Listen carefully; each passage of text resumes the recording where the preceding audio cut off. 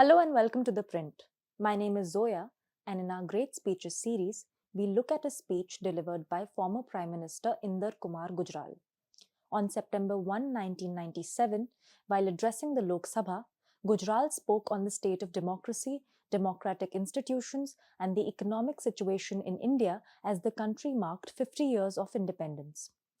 What did Gujral highlight about India's journey since independence? He began by reflecting on the country's freedom struggle and the civilizational roots that shaped it. He said, and I quote, "When we look back to those eras, the Gandhian times, we go back to this perception again and again that freedom struggle succeeded primarily because it was deeply rooted in our own soil, in our own civilization, in our own culture." End quote.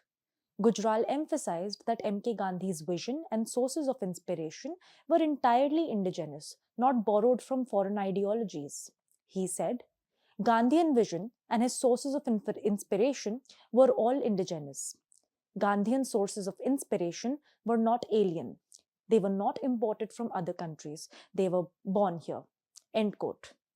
He then elaborated on Gandhi's concept of dharma and how it shaped India's freedom struggle.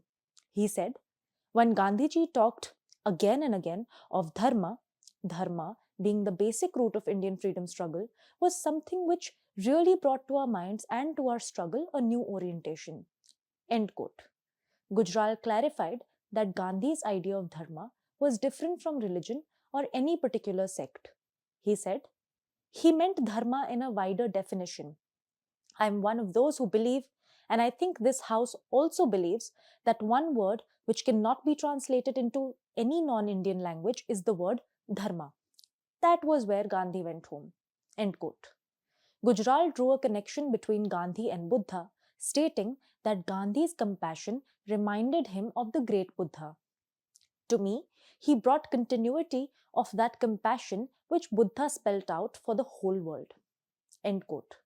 He spoke about how Gandhi's leadership redefined traditional ideas and idioms to mobilize the masses. It was a remarkable thing that Gandhiji used old idioms, old dictums, and old words that we have been used to, gave them a new meaning, and used them for mobilization, for mass upsurge. End quote.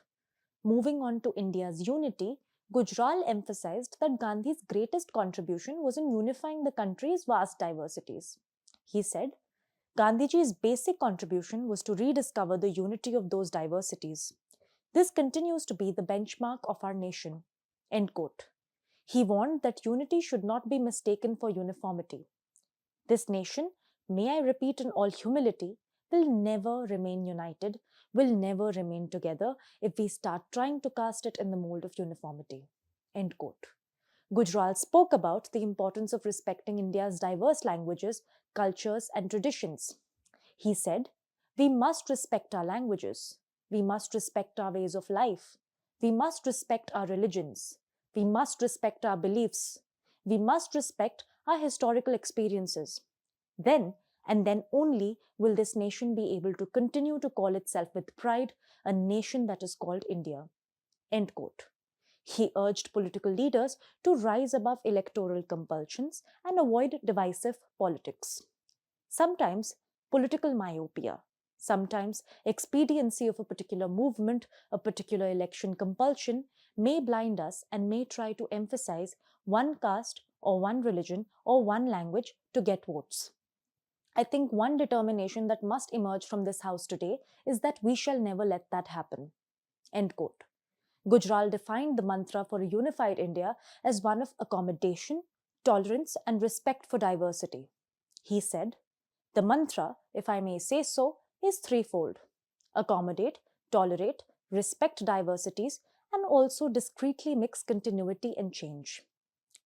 Quoting an Urdu poet, he reminded the House of India's resilience and ability to endure change while holding on to its core identity.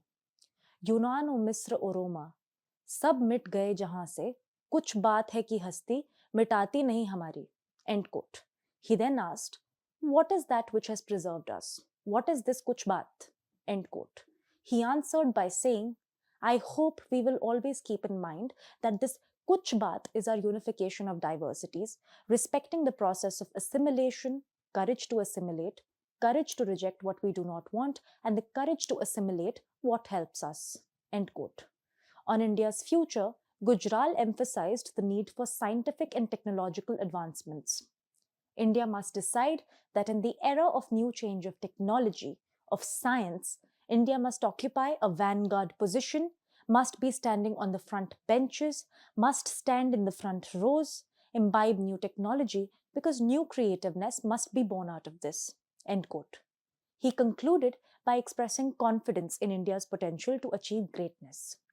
India today stands on the threshold of greatness, and that greatness is within our reach, within our grasp. We can do it, and we must. That is a challenge for the next century, or, if I may say so, for the next 50 years. End quote. Thank you for listening. For more from The Print, become a subscriber at theprint.in/subscribe. I'm Zoya in Delhi. Tune in every day for more insightful news and analysis.